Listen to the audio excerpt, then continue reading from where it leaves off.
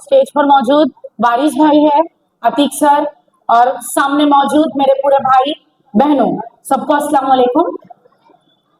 आज मुझे यहाँ पर बुलाया गया गोवंडी के अंदर, तो शुरुआत करूंगी आपके जो यहाँ के बीजेपी के पूर्वपुरुष उम्मीदवार जो जीते हुए एमएलए हैं।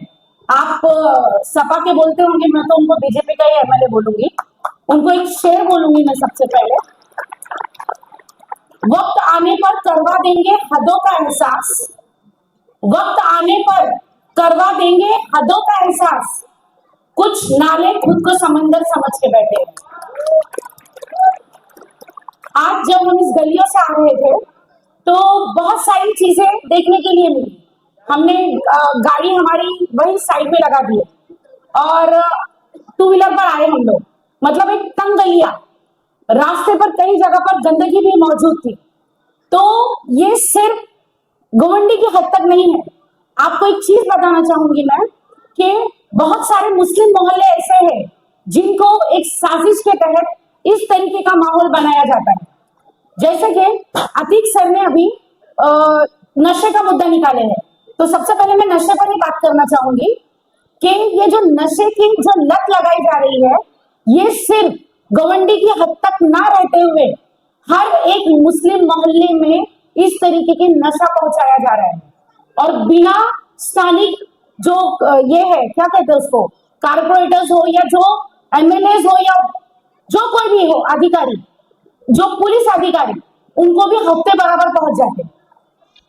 ये रीजन है कि ये नशे की जो चीजें हैं वो मुस्लिम मोहल्लों तक बाकायदा एक साजिश के तहत पहुंचाई जा रही है, ताकि हमारे ये जो भाई है वो अपनी बहनों का तहफ्फुज़ भी सही से कर नहीं पाए, वो अपने घर वालों पर ध्यान नहीं दे पाए, वो अपनी औलादों की हिफाजत ना कर पाए, वो लोग ठीक तरीके से मतलब अपना घर भी ना संभाल पाए, ना अपने माँ बाप को संभाल पाए। तो इस साजिश को नाकाम करने के लिए हमें खुद से सबसे पहले शुरुआत करनी पड़ेगी। बहुत सारे ऐसे मोहल्ले, बहुत सारे ऐसी गलियां हैं, हम सब जानते हैं कि कहां पर नशे का कारोबार होता है, किस घर से आता है, कहां से आता है। ये चीजें आप लोगों को भी कहते ना एक नजर रखने की जरूरत है। क्या पता आज वो है तो हम बोलेंगे कि फला लड़का अभी नशे में है, जाने तो हमारा क्या जा रहा, हमारे घर से कोई नहीं है। पर ये नशा कब आपके घर तक आएगा और कब आपको बर्बाद करेगा, ये आपको भी पता नहीं चलेगा। तो सबसे पहले नशे को मात देना है तो हमें शुरुआत खुद से करनी पड़ेगी। और रही बात दूसरी, जो हमारे बीजेपी के एमएलए है जनाब अबू आसिम आजमी साहब, इतने सालों से एमएलए रहते हुए आपने सिर्फ बीजेपी से सुपारी लेने का काम किया है, उसके अलावा तो आपने कोई काम गोवंडी के अवाम के लिए किया हुआ नजर नहीं आ रहा। सिर्फ सुपारी लेकर जो फडणवीस साहब जो चेले चपाटे छोड़े हुए हैं ना, जैसे नीतीश राणे हो गए और क्या नाम है संग्राम जगताप हो गए और भी बहुत सारे हैं, उनमें फडणवीस साहब के एक जो चमचे हैं वो हमारे अबू आसिम आजमी साहब भी है। कभी भी कुछ भी स्टेटमेंट दे देते, आप कभी भी गौर करो, ये जो लोग हैं ना, ये जो लोग हैं ना, ये देवेंद्र फडणवीस साहब के बोलने पर चलने वाले लोग हैं। उधर से जो स्क्रिप्ट आती है उसी स्क्रिप्ट के तहत कोई भी एक मुद्दे पर बात कर देना, कंट्रोवर्सी खड़ी कर देना और फिर उसके बाद में इसका खामियाजा ऐसे मोहल्लों में भुगतना पड़ता है जहां पर मुस्लिम आबादी कम है। वहां पर बोला जाता है तुम्हारा अबू आसिम ऐसा बोला, बाबा वो हमारा नहीं है, हमारे अतीक सर है। ये बात याद रखिए। पढ़ा लिखा इंसान जो कि आमदार नहीं रहते हुए भी लोगों के दिलों का आमदार है, जो इलेक्शन हारने के बावजूद भी अवाम के बीच मौजूद है, उन पे इल्जाम लगाए जाते हैं कि इतना पैसा उतना पैसा। मैं उनके घर जाकर आई और उनका घर हमने देखे हैं, मैं नजदीक से उनके घर के लोगों से मिलकर आई हूँ।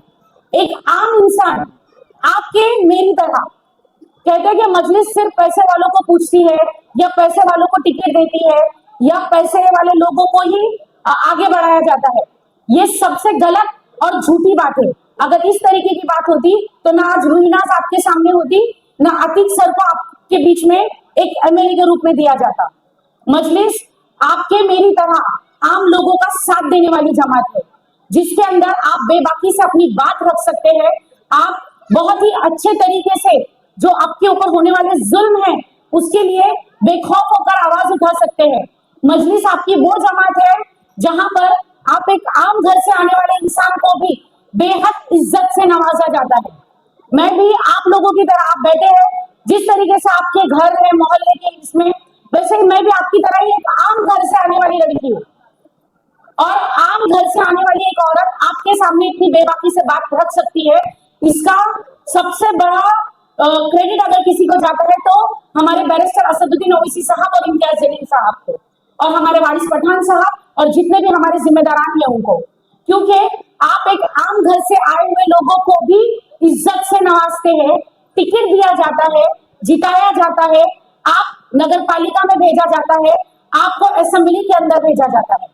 तो मैं अपने भाइयों से यही गुजारिश करना चाहूंगी कि यहाँ पर जो आपका 135 जो ये है, क्या बोलते हैं इसको, 171, तो इसका ये जो तालुका है इसके अंदर आप पूरी ताकत के साथ में आप मजलिस को जिताइए, जिताकर आप आपकी आवाज जो है वो आप बहुत ही बेबाकी से और बहुत अच्छे तरीके से पहुंचा सकते हैं, क्योंकि आपके बीच में से चुने जाने वाला कैंडिडेट ही आपकी आवाज उठाने के लिए बीएमसी में जाएगा। और इंशाल्लाह आने वाले इलेक्शन में हम फिर से कैंपेनिंग के लिए आएंगे, और मैं ज्यादा बड़ी बड़ी बातें नहीं करूंगी क्योंकि दिल्ली की बातें करने के लिए हमारे बैरिस्टर असदुद्दीन ओवैसी साहब और इम्तियाज जलील साहब और वारिस पठान साहब मौजूद है। मैं सिर्फ ये कहूंगी कि आप आपके मोहल्ले में होने वाली जो चीजें हैं उस पर गौर करें। नशे का जो कारोबार है ये अकेली जंग आतिक सर लड़कर नहीं जीत सकते, उसमें आप लोगों का भी साथ होना जरूरी है। खास तौर पर आपकी एक बहन होने के नाते, किसी की माँ होने के नाते, किसी की बेटी होने के नाते मैं कभी नहीं चाहूंगी कि नशे के अंदर हमारा भाई जाए, क्योंकि कल को अगर रास्ते पे चलते हुए आपकी बहन के साथ में कुछ गलत हो तो ऐसा ना हो कि बाजू में मेरा भाई नशे में खड़ा हो और उसको समझ में नहीं आ रहा हो कि अपनी बहन के सरों से हिजाब खींचा जा रहा है, अपनी बहन के साथ में बेइज्जती की जा रही है। तो ये जो नशे का जो है सबसे अहम मुद्दा आपकी गवर्नमेंट के अंदर जो है वो नशे का मुद्दा है, उस मुद्दे के तहत आप लोग काम करें। और सबसे अहम बात, एक पढ़ा लिखा इंसान जो है, जो आपके बच्चों को, आप कभी चाहेंगे कि आपका बच्चा गुंडा मवाली बने? कोई चाहता है क्या गुंडा मवाली बने? कोई मतलब ये चीज बोलेगा कि नहीं हमारा बच्चा नशेड़ी बने? नहीं। अगर मैं बोलूंगी कि मुझे एक बेटा है और मैं चाहूंगी कि मेरा बेटा अतीक सर की तरह बने, उनकी तरह ही वो आगे बढ़े, वो पढ़े और अपने कौम के लिए एकदम दर्दमंदाना तरीके से वो काम करे, जिस तरीके से वो अभी इलेक्शन बहुत ही कम वोटों में हारने के बाद में, और हार भी क्यों हुई, क्योंकि आतिक सर के खड़े होने से लोगों को दिल के दौरे भी पड़ने शुरू हुए थे। तो वो दिल के दौरे की वजह से भी इंसान ने कुछ 2-5 हजार वोट ज्यादा ले लिए। खैर से इंशाल्लाह आने वाले इलेक्शन में मजलिस का हम काम पूरी ईमानदारी से करेंगे और जिताकर जो हमारे जो भी कैंडिडेट दिया जाएगा मजलिस का यहाँ से, उसको पूरी ताकत से, पूरे जज्बे से हम जिताकर लेकर आएंगे। इतना कहकर मैं अपनी बात खत्म करती हूँ। जय हिंद, जय महाराष्ट्र।